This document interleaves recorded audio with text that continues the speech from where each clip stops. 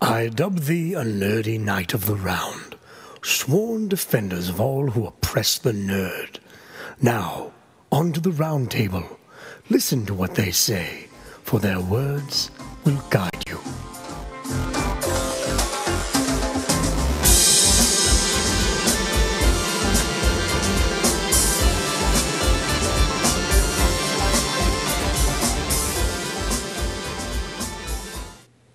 It's another nerdy night as my roundtable joins me, DJ Fluffkin, sitting on the Council of Elrond debating a way to destroy the One Ring. I am your human wizard companion today, Sam Chen. And joining me on this dangerous journey with his dwarven axe, Chris Bunani. Hello, welcome. I think. Yay. I know, I'm like, hold on, Lord of the Rings. Logjadra. What? Yeah, what? Okay, and giving his talent with the bow for the first time on our show is our resident elf, Greg Lewis. Hey guys, that's a good. Okay, I'll take it. Look at his pointy ears. Wait a minute, I'm not supposed to like him then. All right, you little pointy-eared guy. Oh crap! Yeah, that's You right. can't see him. We've got a great show for you tonight. As you might have noticed, our fearless co-host leader, Ben Riddick, is not here tonight. He is sick or at Festivus. We're not really sure which. Although in the chat, he's probably just sick. And just to let you guys know, for those tuning in live, at 9 p.m. Pacific time, so about 30 minutes after the show is done, we are doing a spoiler cast about Star Wars The Force Awakens. So we will not spoil anything right now. So this is a spoiler-free zone right now. Spoiler-free zone. All right. So before we get into the topics that we have for you tonight, let's go through our kind of favorite segment, Active Quests. For those of you who haven't listened before, Active Quests is where we kind of just talk about some of the geeky things that we've done. And as usual, I'd like to start with our guest, Greg. Greg, I understand you're a bit of a movie buff, and you've been watching movies. So what have you been up to? This is gonna be a great way to kick it off. So I had a really great movie doubleheader on Saturday, which ended in The Force Awakens, but the first movie was Stanley Kubrick's Barry Lyndon, which is kind of the exact opposite of Star Wars in that it is a 18th century period piece from 1975 that I tried to kind of find some thematic cohesion with Force Awakens, but I couldn't really think of any. That being said, it's I kind of went through my main Kubrick phase, I think, when I was in high school and college, and I guess adolescent Greg decided to skip out on the dry 3-hour character-driven piece when compared to all the other Kubrick movies, which are just filled with like sex and violence and sci-fi. This one kind of fell by the wayside, so I finally, after all these years, caught up and watched it. I was going to say, yeah. As opposed to 2001, the long, sweeping music that puts you to sleep. It's such an exciting movie. It's still great, but right. So it's sort of like 2001, except just with nobility in Europe in like 1750. No, I've seen it. It's a good movie. Yeah, it's amazing. It was a great movie. You have to be. It's a movie to watch it like in the middle of the afternoon while you're awake and have like no alcohol in your system and are like paying attention, because otherwise you're done. Yeah, it was when you're doing that, really good. Yeah, and it's absolutely like a totally beautiful movie. Like the cinematography is some of the best I've ever seen. They have all these special lenses, and the cool thing about the way it looked is that every scene sort of looks like a matte painting come to life. It's really pretty cool movie to watch. I don't know. It sounds like 18th century England is still a galaxy, or a long, long time ago in a galaxy far, far away. I'm just saying. Yeah. I mean, it's kind of got a hero's journey in it, like twisted and inverted. Yeah, the main character sort of, has a rise and fall. It's pretty epic to watch. Yeah.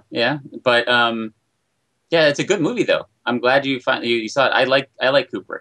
So yeah, no, visually, that's what I love about Kubrick, all of his movies. Just visually, that's where I think he was a master. Storytelling sometimes hit or miss, but visually, wow. Yeah, and that movie was very, very nice. It was, and so I'm glad I finally got it. It's probably one of the last movie of Kubrick that I haven't seen. I think other than Spartacus. What's his name takes a lot from him. I think Peter Jackson. Maybe Paul Thomas Anderson. I think takes a lot from Kubrick. Yeah. Anyone with the what movie did I just watch where I was like, it wasn't the best movie. It was pretty. Oh, the new James Bond movie, Spectre. Oh, I haven't seen that yet. Because every single image in the movie feels like it's like a beautiful painting coming to life, but then it's like the story is kind of there, but it's like, but it's beautiful. So it's and the last one was like that too, except the story was really good. The last Bond movie was really well shot. Mm-hmm. All right. Cool. So, Chris, what have you been up to? Well, I've been in more current. I have been doing something that I'm sure it's a spoiler-free zone, but this is a bit of my nerdy thing right now. I have been rewatching Star Wars. I have been cosplaying Star Wars. Been doing everything Star Wars, lightsabering, everything. Wait, is that your new saber? Yeah. This is my saber right here. Oh, fancy. Yeah. It's a present that's going to come in later, but that's been my nerdy thing because we decided to do kind of a for the Force Awakens. We wanted to do a full, watch them all, do the whole thing. So we did the correct order, which is 4, 5, 2, 3, 6. Yes. We skipped one completely. And we did that, and 2 and 3, if you watch them, the edited version, there's a guy who made an edit of them that takes Jar Jar? all the stupid crap out. All the Jar Jar, all of the half of the really, really, really wooden, horrible dialogue that for some reason George Lucas put in and wanted his stars to do. He pulled it out, shortens both movies by like 30 minutes, and makes them more succinct. And I have somebody that watched them with me who had never seen any of them before. Thought that the prequels were amazing. And you never hear that. So by watching them in sequence also, they really said that they felt the impact of like Vader, the anguish with, when him looking at the Emperor and all that kind of stuff. And it was really good. It was really, really good to rewatch that before the new movie. So that's what I've been doing. Great. Yeah, it sounds pretty compelling to watch in that order with the edits. Yeah. So my nerdy. Oh, go ahead. No, I'm just saying it was definitely worth doing. Yeah, I probably need to go back and do that and watch them all on Blu-ray. Mm-hmm. And yeah, I just didn't have time. Like, I got to Friday night. I was like, damn it, I don't think I have enough time. Like, I don't want to commit myself to falling asleep during 3 Star Wars movies. So I didn't. 5 Star Wars movies. Well, I figured I would be awake for 2 of them. I would fall asleep for the rest. Yeah, no, it was definitely. It's something that if you really do it, and you haven't done it in a long time, you owe it to yourself to do it. Yes, absolutely. And what have you been doing, Mr.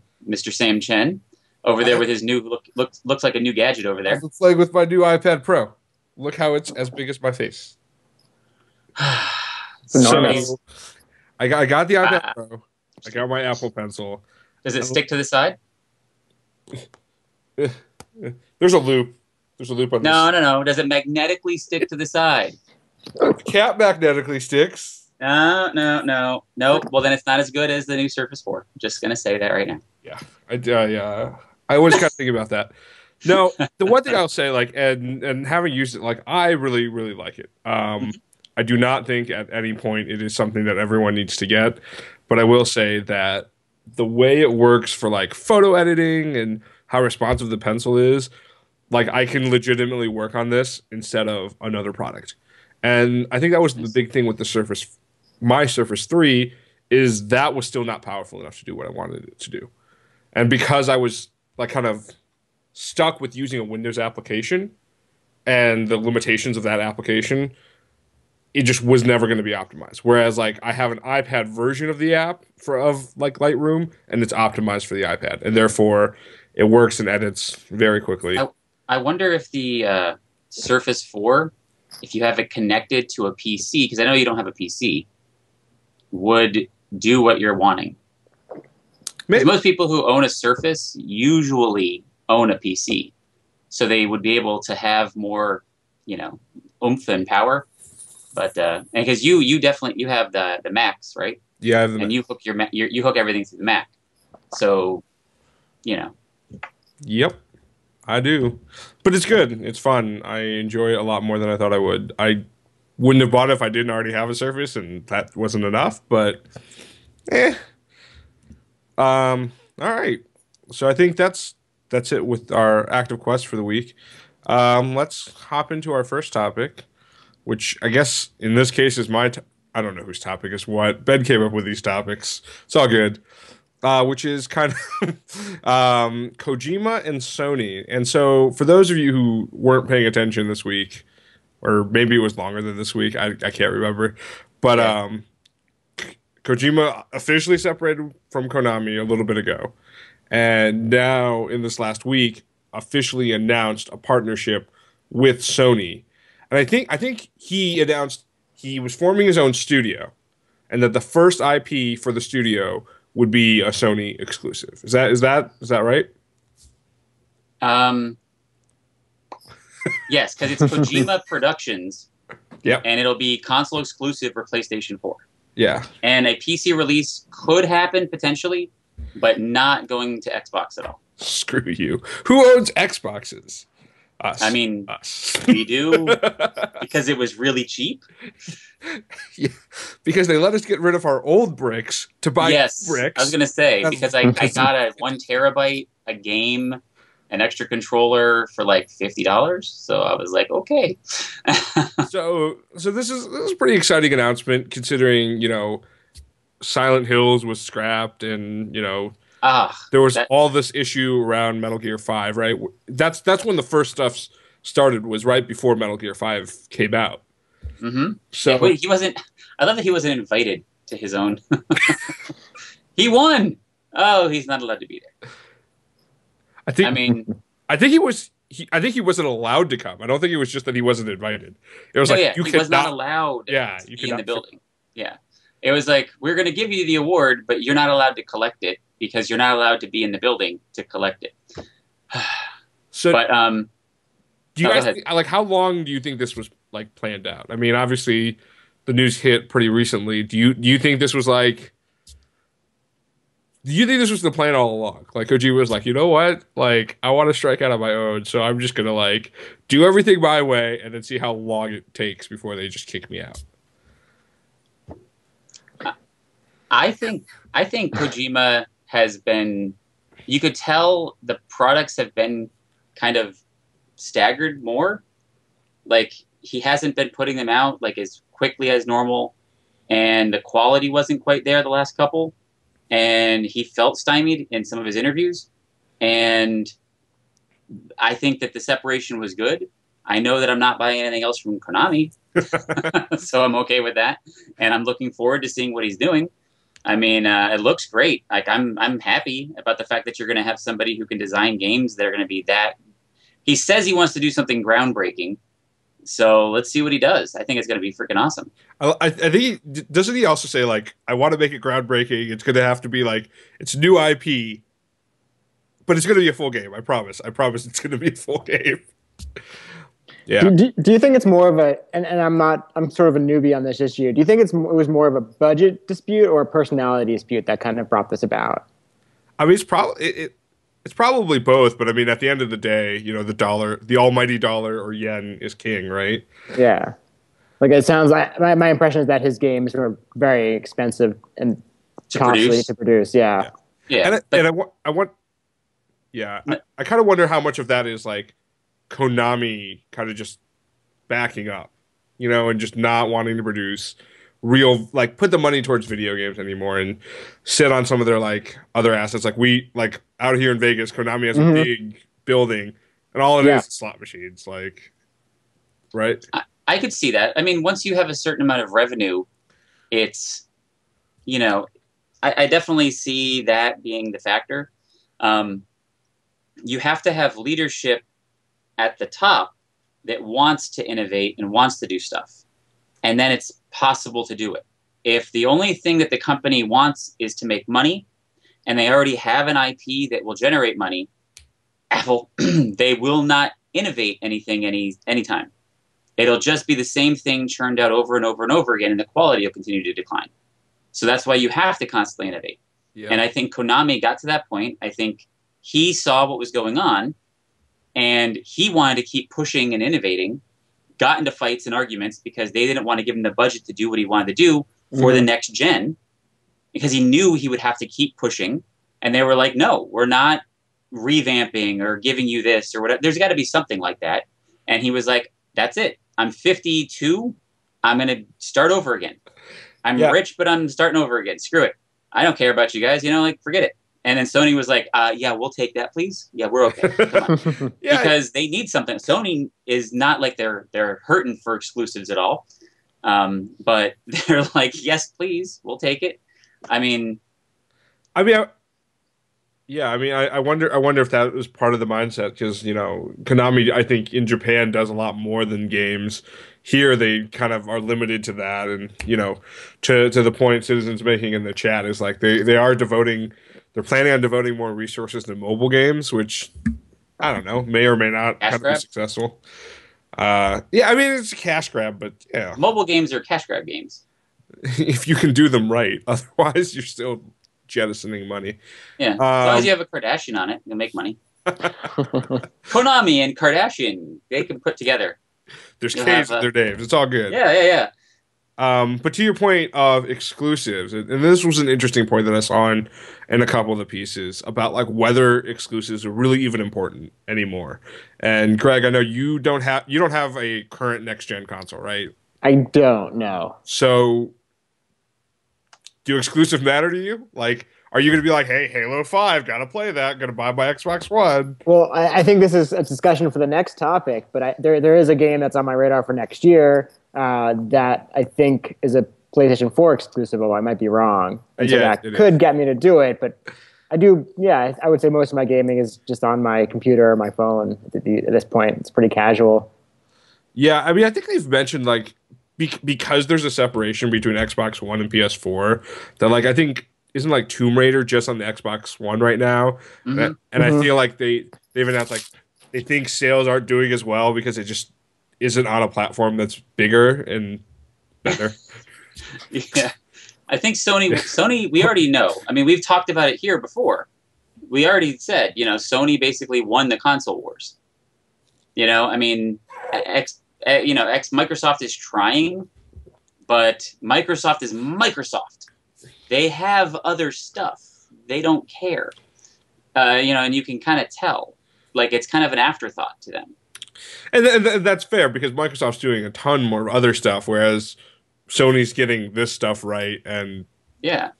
I mean, Microsoft does some of the stuff for their gaming better, like, than Sony. And that's just because it's Microsoft. So they have that. Like, you know, like the support, like last Christmas. Oh, God help us if Sony goes down again. Oh, God. Which is, I mean, we're gonna have to play our as a topic, but I forgot about that. That would have been the good thing. If it goes down again, we'll see what happens. But you know, you've got that as a big selling point for Microsoft. But quite frankly, in the year since then, Microsoft has not done anything to make me go, I must have that.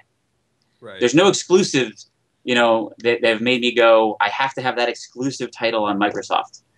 So. Yeah, and to me, I kind of feel the pull. If I were to get a console, it seems like Sony lands more of like the kind of like indie games that are kind of quirky and weird, and that's a little bit more my speed. So yeah, I think I would gravitate towards that console if I end up getting one. That's fair. Okay, so come bring it back to the Kojima stuff, and hopefully close out the topic. Obviously, he cannot take Metal Gear with him, right? Correct. And there really aren't IPs that he, I guess, to his own name. Is that a concern? Like, do you guys think he's just good enough? He's going to come up with something great. Yeah, it won't matter. It could be called like Brass Sprocket instead of Metal Gear or Glass Sprocket, and I'd be fine. I'd be like, all right, I'm good. Whatever. I mean, do you think he's going to make the same kind of game, or do you think he's going to kind of go off in a different direction? Now that he has, I guess, the creative freedom to do almost whatever he wants, that hasn't been the same thing he's been on. It's his aesthetic seems to be that style, so I could see something in that vein. But I'm sure he's got some sketch on the back of a pad somewhere fleshed out of some character that he wanted to delve into that he's just going to run with. Yeah. Ben in the chat says Quiet Mounds instead of Silent Hills. Yes, exactly. Yeah. Quiet Mounds. Mounds. That should be a whole thing. Just all of his games just redone. No, that's good. Hushed Valley. Hushed what? Instead of Silent Hill, Hushed Valley. Okay, that's good. Yeah, it's not bad. Not. Mike put all of Boktai. I don't know. It's in the chat. Apparently, you use the sun on a cartridge or something. Oh, apparently you have to go outside to play the game. Oh, why would I want to play the game outside? No. So confusing. Like, that would be too bad. But the fact that it's a new IP, I think, actually will make it more fun, because I'll tell you this, with the new Metal Gear, how many times, like, I had people ask me that were friends of mine, to play the new Metal Gear, shouldn't I have played all the other ones? Like, I want to play the new Metal Gear, I'm going to be confused, right? And then there were people who were like, yep, you're confused. So there's like literally a whole wiki to catch you up so that you could play it.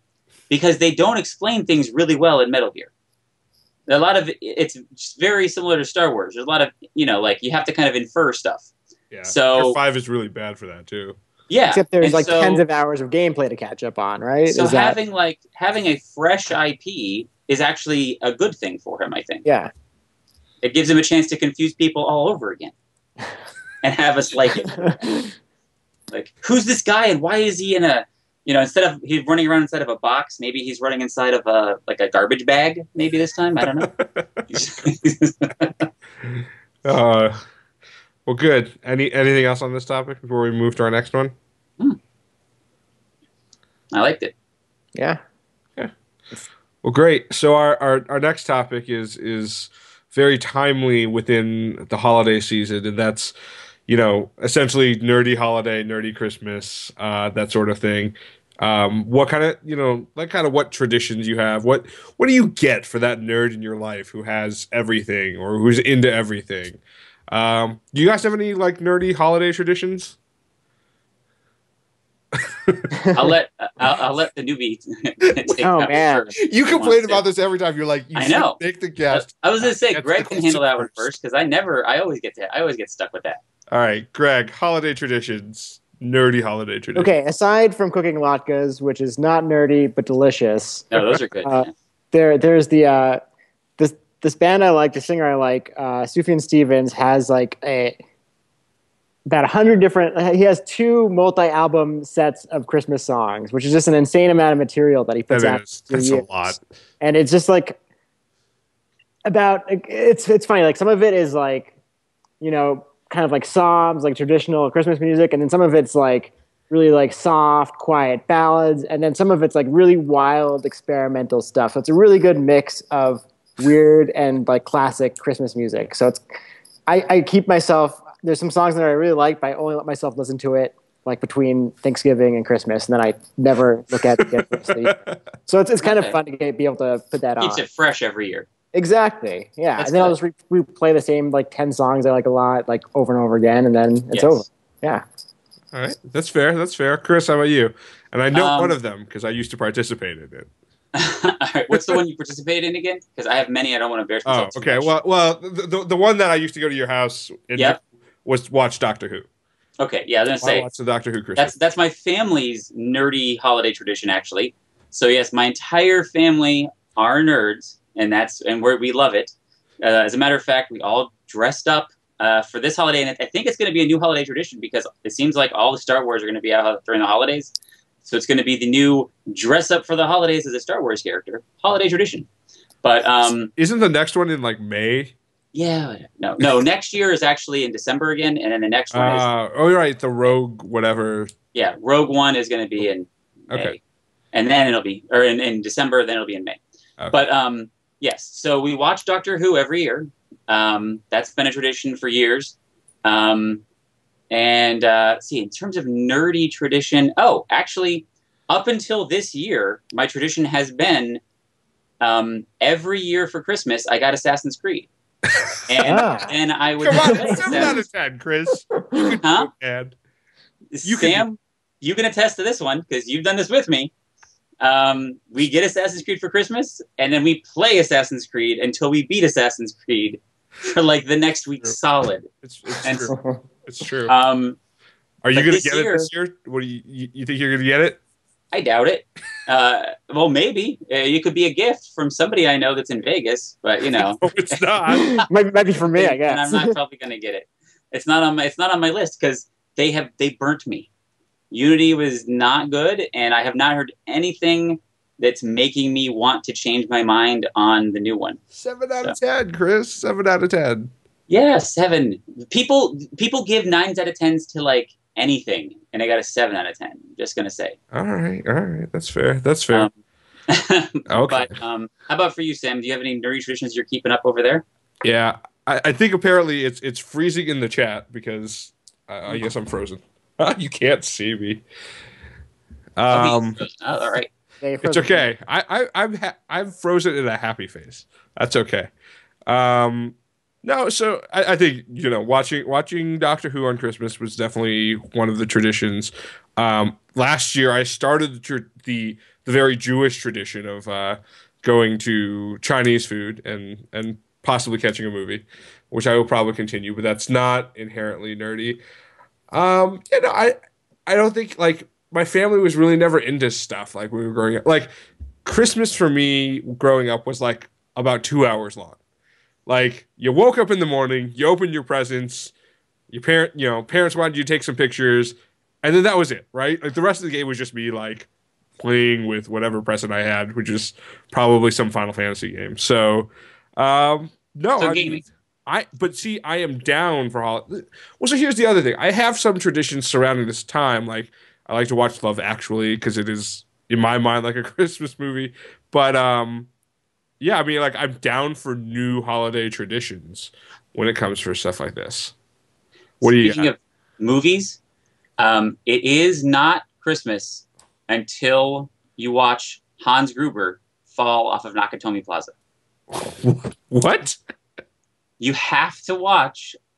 Are you serious? Hans fall off Nakatomi? Die Hard? If you don't watch Die Hard around Christmas, it's not Christmas. I'm the worst film buff. I have not yet seen Die Hard. What? Oh, I've never seen it. The original Die Hard? No. Yes. Yeah, something wrong with me. You have to have Hans Gruber has to fall off Nakatomi Plaza in order for it to be Christmas. I watch that at least once. I watch that just about every Christmas. It's always on. Yeah, no, I've heard it's a good Christmas movie. Yeah. I need to see it. Yeah, it's a good one. Yeah. It's probably a little less nerdy, but it's still a good Christmas tradition. Yeah. No. Get to watch some terrorists get killed. Yay! Go America! Woohoo! Yeah, it's interesting. I think Greg told me today. He was like, "Yeah, I think staying spoiler free for Star Wars was the last time this country's been as unified as it is since its like opinion on 9/11." Yeah, we hate terror. We hate Star Wars spoilers. Yeah, seriously, people were serious about that stuff. Right. Yeah, I was really surprised that there weren't that many spoilers out there, and you had to actually look for them. Yeah, That's fair. Okay. As long as you stayed out of comment sections, you were pretty okay. Yeah, exactly. And even then, people got banned. Like even Kotaku posted a thing saying, "We apologize for any spoilers that happened. We banned anyone we caught spoiling anything immediately." You know what? Here's the other thing. I think it's partially also because I'm not playing any MMOs. Yeah. I feel like you would get them spoiled MMOs. And we're getting really any online game with it, you could get it across the chat. Yeah. All right, we're getting totally way off topic. So let's come back. How about what's the best nerdy gift you've ever received? My wife. Wow. Okay then. No, I'm just saying. As a nerd, being married is pretty cool. Yeah, I will say I don't think I have it here. It's somewhere else. Like one year, someone sent me like an emergency bow tie, It was just like in a little can. Like if I ever needed it, I could just take it out and clip it on. So that was pretty good. And that was definitely around the time when bow ties were cool, a la Doctor Who. I Greg, just holiday present, nerdy gift. I'm I guess thinking it of did one. holiday. It could be any nerdy gift. Give me a second. Give me a second. All right, Chris. all right. Well, I just got one of these. These are pretty cool. These are Oh See this? yeah! Spoiler alert. That's from that's not a spoiler. Oh. This is the command ship. We see it in the trailers. Deal with it. And so this is the what these are these little. Basically, if you're a nerd like me, at some point in your life you did models and miniatures. Mm-hmm. If you didn't, then you were missing out. What this is, they're little sheets of metal, and you have to use the nose pliers and pull out all the little pieces of metal, and then you piece it all of it together to make it three-dimensional and fit it all inside of each other. And it's complicated, takes hours to put together, but it is very, very cool. I started getting these, and they're not expensive. They're great stocking stuffers for the nerd in your life, and they have a whole bunch of them, and there's a ton of them, and you can find them everywhere. So there you go. That's a cool gift I got this year. I've been getting early Christmas presents. I'm bad. What do you got? I'm still racking my brain. Sam, what about you? I don't know. I feel like I'm always in this mode where people are like, oh, you're so hard to shop for. Oh, I don't like. I'm like, I'm into so many things. Really, how hard and difficult is it to actually get me something nerdy? Well, now, Sam, that's the issue right there. That's every single nerd's issue. My issue, same thing. My wife swears that I'm the hardest person to shop for in the world. You're saying the same thing. People say you're difficult to shop for. Greg, are you easy to shop for? I think it depends who's doing the shopping. But people tell you you're not easy to shop for, right? It's a mix. I don't know. I don't know if I've gotten that comment before. Because most nerds have that issue, or we've had the issue in the past. And I think that I think that's a huge thing, is like, how do you shop for that nerd? As a nerd, how do you tell people to shop for you, Sam? I don't like. I'm one of those people who's just like, look, I don't want to tell you what to buy for me, because I feel like that's super lame, and that's completely defeats the purpose of presents. It's like me and you like getting. It's like me giving you a $20 gift card and you giving me a $20 gift card, and we'll just exchange them again the next year. Like, it's what it feels like. I will say that the best present nerdy present I think I've gotten was in high school, when my friends kind of like pooled their money together and got me the first 3 seasons of Futurama on DVD. Oh, that's cool. So I was a huge Futurama fan, and not only that, like the DVDs had commentary for every episode. So it was amazing, and I just like sat and listened to it. And to be fair, it's probably something I wouldn't have bought for myself, because I would have just pirated them. Yeah.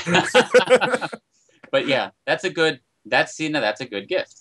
I will say this. Okay, so I do actively manage an Amazon wish list, which like more or less is like a reminder of things that I kind of want. Like I don't really use it, but like one year somehow one of my friends, maybe off a link I had posted on Facebook, found my Amazon wish list and like bought me a book from it. That's cool. That was pretty cool. Wow. That's I think that the wish list thing is huge, because Amazon has everything. And that's what me and my wife are doing this year, is rather than like telling each other anything, we've each told each other, we've each spent some time and scoured Amazon and just tacked everything we could possibly think of that we saw that we were like, that looks cool, I'd like to have that at some point, onto our wish lists. And so we have no idea what we're going to get, but at least we have some ideas now. And it's been a really good way to do that. Plus, my wife also invaded this place in the Florida Mall called ThinkGeek. Wait, there's a geek in the Florida Mall? Yeah. Holy crap! Oh, wow. Yeah.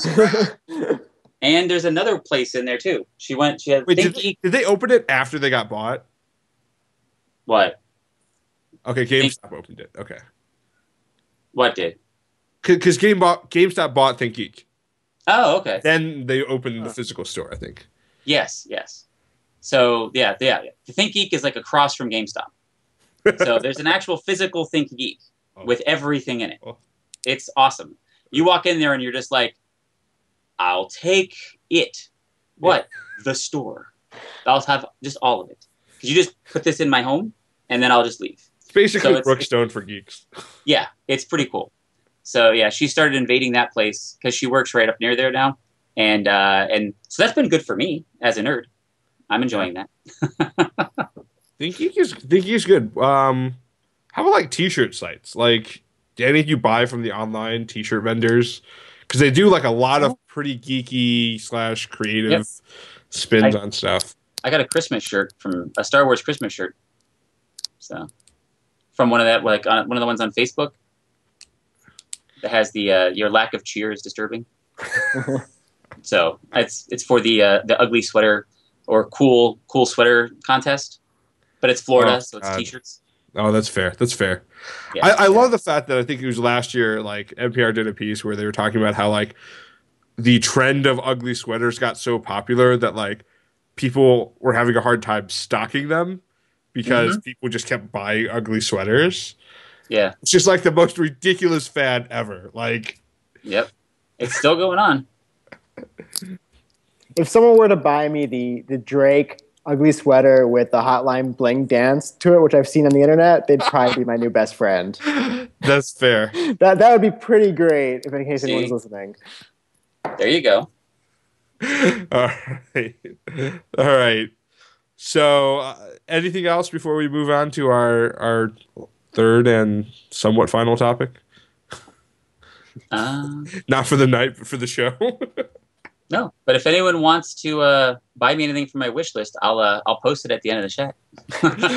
I will too. I'll just put really expensive. No, so my big thing this year is I want some of the like, more acclaimed restaurant cookbooks that are out there that are like basically coffee table books, but also have them. Last year for my birthday, my friend got me the one from Momofuku. Ah, yes, I don't think I'll ever cook anything in that cookbook, but it's amazing to leaf through. So if you want to take a look at it, I have one from I think it's Batali, and and it is ridiculous. I've cooked one thing from it, and it was horrible. And I was like, boy, this is not good Italian, for me. And but it's really good to look at. Yeah. There you go.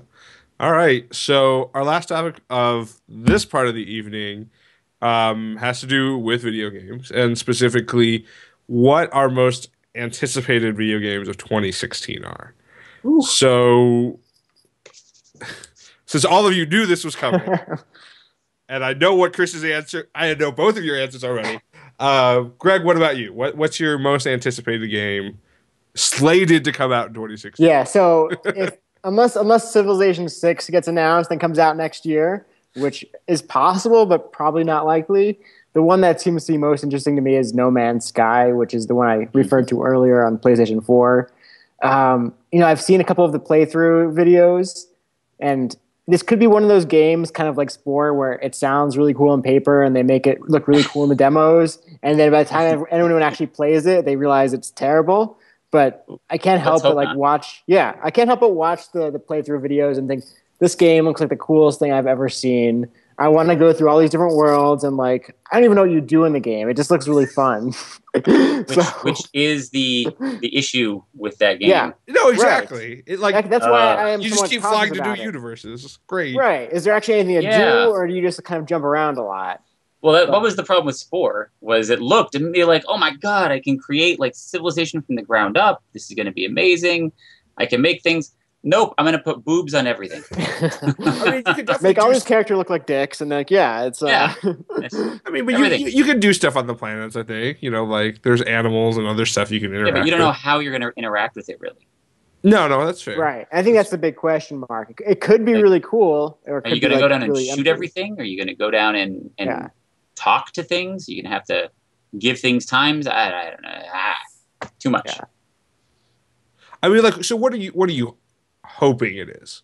Because you're excited, so you've seen it, you know what it looks like. What are you hoping it is? I mean, I'm hoping it is what it looks like, but there's just a lot of stuff to do. Like, yes, there's all these like infinite worlds that you can explore and log and get point. I don't even name things, and then it goes beyond just that. I guess I would need to know more about it, but it just I like open-ended kind of games which promote exploration, but hopefully there's some depth to it. Is what I'm saying. All right, that's fair. Yeah. That's fair. Yeah, I mean, I think there's going to be a lot of depth, but probably just not a ton of direction as far as like how do you what are you supposed to do? Yeah. Well, I'm sure it's going to become clearer as time moves on. We just don't know quite yet. Right. Although we're getting, I mean, they said the summer is the release date, so I would start getting an idea soon. I would love one of the trophies to be like, just win. The description is just win. Nothing else. Win. Yeah. You guys figure it out. Win. Cool, about you guys. All right. Chris, I know your answer, so give it anyway. Well, I was going to give you a more detailed thing. Okay. And then end with my answer. You want me to do that? All right. So these are the games that I'm excited for coming out this next year. All right. And then I'll end with my most excited game. So these are some of the games that are coming out. Ready? Dark Souls 3. Sure. Recore. And if somebody in our chat is not saying, "Oh my God," come on. Yeah. Yeah. Recore is going to be cool. Xbox exclusive. Yeah. Doom. They're redoing it with the Doom was coming out. You've got another Hitman, which Dead Island 2, Dishonored 2. Dead Island 2 is not going to be good. No, but I'm just saying these are the ones that are coming out. No, I thought you were giving me a list of ones you were excited. Oh, okay. Just me excited personally. Dark Souls 3, Recore, Mass Effect Andromeda. It's supposed to come out this year. It's probably going to be Christmas or next year. Yeah, I think it's Q4. Yeah, but if that comes out, of course it could slip. Yeah, that would be me very excited. No Man's Sky. Final Fantasy 15. I'm still a big Final Fantasy fan. If it does manage to make it out. Uncharted 4, A Thief's End, and then the biggest one for me, which would be The Division. The Division, yes. Yes. I'm not familiar with that. What is that gonna? You're not familiar with The Division? No, I'm sometimes out of the loop on these things. Oh, well, first, some thank you to whoever it was out there in the world who let the alpha footage slip, but somebody broke their NDA that's in the alpha and slipped gameplay. So, yay. I don't know if they managed to take it all down or not. Did you get to see it, Sam? Was it recent? Yeah. Damn, like no. 2 days ago. So, what it is, now the problem was the person who was playing it was like literally just kind of wandering around aimlessly, not doing much, but it looked like it was supposed to look. It was alpha, so all the textures weren't in perfectly yet. You could see there were some cutout models where they were going to have like people running around and stuff, but they had the sound in, they had everything in. It looks good. It's an MMO shooter, not Destiny. It's an actual MMO shooter, which is what I'm excited for. Like, as much as Destiny is a shooter / MMO, this is, I think, an MMO / shooter. So it's kind of like they took Mass Effect, but it got rid of any melee, made it all shooting. Does that make sense? All right. Let me read the description, or at least one of the descriptions. When it was first announced, we thought The Division was an MMO, but to our disappointment, we were wrong. Still, what we've seen from The Division so far has got us excited. In The Division, a disease that spreads on Black Friday causes the collapse of the U.S. government in just 5 days, and the country becomes quickly a chaotic post-apocalyptic free-for-all. You play the role of a classified unit of self-supported tactical agents known as The Division, who have been tasked with doing whatever necessary to prevent the fall of society as we know it. The game can be played in its entirety online, or online, and has a PvP mode. So basically, yeah, I mean, it is very MMO-y because you interact with different teams. You have a party. No, but they actually like now that we've seen it, the actual gameplay, it is an MMO. Oh, okay. No, that's what I'm saying. Like we've seen the actual alpha footage now. It's an MMO shooter. Like you're talking to people. It's like when you're playing not Dragon Age or something like that. Like there are people behind kiosks selling you weapons to upgrade and downgrade stuff. It's like kind of like when you're in the tower in Destiny and you're talking to people and buying weapons and equipping them in and out. You get experience points. You customize your character, your backpack, level up weapons, gear, put them into talents, skills. You have to go on missions and unlock stuff. You get to get gun turrets, radar pulses. You can tag enemies. And there you go. Oh, plus it's supposed to have dynamic weather, which is actually going to have change difficulty for you, which is going to be fun. So you have the darkness zones, which is what I'm excited about, which is the PvP area with the infected loot, where you have to go in and you have to get the loot out. You don't just pick it up and can equip it. You have to get it out and decontaminate it before you can use it. So when you're in this zone, everyone is in that zone. And they haven't announced the cap yet. They said it's supposed to be, I think it's 100 to 200 people in one area at one time. It's ridiculous. And anyone can kill you and take your shit. Yeah, that's contaminated. I think, wasn't it like the E3 demo where they showed like you were in a situation and you were fighting some other guy, and then like this other team comes up on you and it's like, oh yeah, you down and take your stuff. Well, okay. Yeah. He helps you first, and then he betrays you. And then he betrays you, mows you down, and then evacs out and has to wait for a copper. Yeah.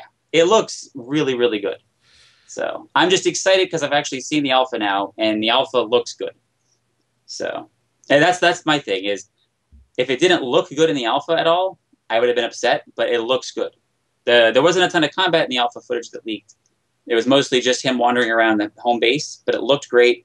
And the combat that I did see was good. It's third person, but it looked great. Cool. You can't tell that I'm excited about this game. Nope. I don't think you like this game very much, Chris. Nope. I'm going to have to force you to buy it. Yeah, I mean, you've basically listed every single game. I mean, I think for me personally, The Division's probably at the top of the list just because I love games where like you work together and you talk to people and it's like it's a fun environment. So aside from Destiny, like I don't think we've had a lot of that recently come up. I don't know. Like I think the only other game that I'm not the only other game. I think that the next game that I'm really excited for, just because I love this series and I love all of the games in the series, and I haven't had this itch scratched in a while, and that's Gears of War 4. Oh yeah. It's just my like basically favorite kind of old school shooter because it like the co-op elements and the hiding elements were just really prominent in the original game. And so it was like a good break from like something like Halo where you're just like running around killing things. Like this, like you run by a box, you hide behind the box, you shoot over the box. Like how long has it been since Gears of War 3? 3? There was one game that came out after that, which was like 3 has to be a really long time ago, though. Yeah. Let's see, Gears of War 3. Okay, Gears of War 3 was 2011. Okay, it's a pretty decent break. And then Judgment was 13. Okay. So, yeah, it's been a while. Yeah. Yeah. I mean, first one in this generation of console. So that's something. But I mean, I love co-op games, and I love the characters from that thing, and I could potentially see myself buying it and replaying all 3 because there's an Ultimate Edition now that's out. So that could be fun. Yeah. That could be fun. Okay. How about so most exciting? That's. I mean, well, you got Uncharted. That's going to be really good. I mean, just games in general that we're excited for. So how about a sleeper hit? Like what's on the fringe that you think like could possibly break out? On the fringe? I mean, like, I wonder if like Horizon is on. Yeah, I was thinking about that. The Zero Dawn. Zero Dawn. Yeah. That could be good. They did Killzone, right? Guerrilla Games. Yeah. Yeah. I think so. Attention. Yeah. So I mean, it's basically like it looks good. We'll see what it does. It could be like, are we talking about like this year's Witcher? Maybe not Witcher, but Witcher wasn't going to be a sleep. I was going to say like something that no one's. I mean, people are maybe happy about now, but not like a known IP quantity that. Like Mirror's Edge, if it does really well, because like Mirror's Edge came out like forever ago, like almost a decade ago. And so if it comes out and like is this huge hit, that would be a huge sleeper hit type of thing. Yeah. Yeah. I mean, if the first one was really that, it wasn't the biggest hit. That's what I'm saying. The Mirror's Edge itself wasn't the biggest hit in the world. Otherwise, you would have already had a second. So that could be. It looks like it's a good looking game that could be one of those quieter games that's coming along. They could be a big hit if they do it really right. Yeah. Greg, I feel like you could like the game Unravel. Have you seen Unravel? No, what is that? What is that about? So it's a platformer, and you're Yarny, a small creature made of red yarn, and you explore the world and use your own like yarn to like your body to create like strands of yarn to like solve puzzles.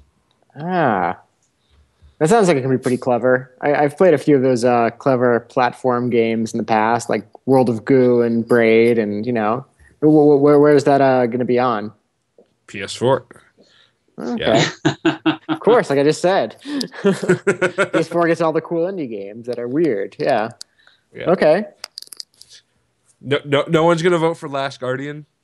I was just looking at that. That sounds like a big deal, given that everyone always talks about Shadow of Colossus, and that's the same developer, right? Yeah. Or am I looking at the wrong thing?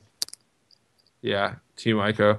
I think it's TBD 2016. But actually, the one that I mentioned at the very beginning probably is going to be my the Recore. Yeah, it seems like it would probably be my sleeper hit kind of a thing. No, that's fair. So that's Xbox exclusive. So yeah, I'm just saying. You said sleeper hit. I think that would be the one. That's fair. Because it looks like the developers are good, and it looks interesting enough to be to get a following. So we'll see. It's about when it launches and when it releases. All right. How about on the other end of the spectrum? What hyped game right now is going to be a bust? Ooh. What about the new Zelda game? There you go. I know nothing about it except that I think there's an overworld, but or it's more open ended, I guess. But maybe that could be a bust. I think we lost all Nintendo fans. So we lost all. I'm just two driving in people who were ever controversy. watching the show. That's how you get good. It could be. I mean, Zelda by definition shouldn't be a bust. I think Doom has the biggest potential to be a bust. Well, but back to Zelda. Like, I mean, they are trying something pretty different with it, right? Like, it's not your same old Zelda that, it's. Yeah, I mean, they've basically been playing it safe, and now they're like, all right, we're going to need to push it, and that could always fail miserably. Yeah. Although, I mean, the problem right now is where Nintendo is with their consoles. Yeah, that's fair. That's fair. They got left behind on this gen. Yeah, that's fair. So the good part is their style of games work really well with their gaming system. No, that's fair. I really wish I would love it if Nintendo would just make games Just make games and like put them out multi-platform. How amazing would it be if you could play Zelda on like all platforms? Yeah. Like if they just made like a next gen Zelda. That would be to be honest, phenomenal. I could see like within like the next 10 years, like they really just decide to give up on hardware and just I mean, or keep your hardware and stuff. That's fine. Do whatever you want, but like just go for it. Why not? They would make so much money. I would buy so many Nintendo games for my PlayStation 4. Yeah. So, just saying. Yeah. But for bust, I think Doom has the potential to be the biggest bust. That's fair. I actually think, and as much as I want this game to succeed, and honestly I do, I think For Honor could be a huge bust. Which one? It's Ubisoft's like more realistic sword combat, like or weapon. Yeah, it's samurai. Yeah, it's basically samurai knights and Vikings fighting together in like 4v4 battles. Yep, that sounds like it's gonna not be good. Like, I mean, it could be like they're trying to make sword fighting more interesting and not just like a button mash. But, yeah. I mean, it does in terms of overhyped games that I think will fail. Street Fighter, the new one. There's no way that game's gonna fail. No, but like I'm sick of them. Like, how many times do I need to see a new Street Fighter game? Like, no, I'm just saying. Like, it's their sales can't be. They haven't been amazing recently. Yeah. Well, I think that's why it was Sony exclusive, right? I don't know if it's Sony and PC. Yeah, I think they just helped develop it, and so they're like, yeah, we're done.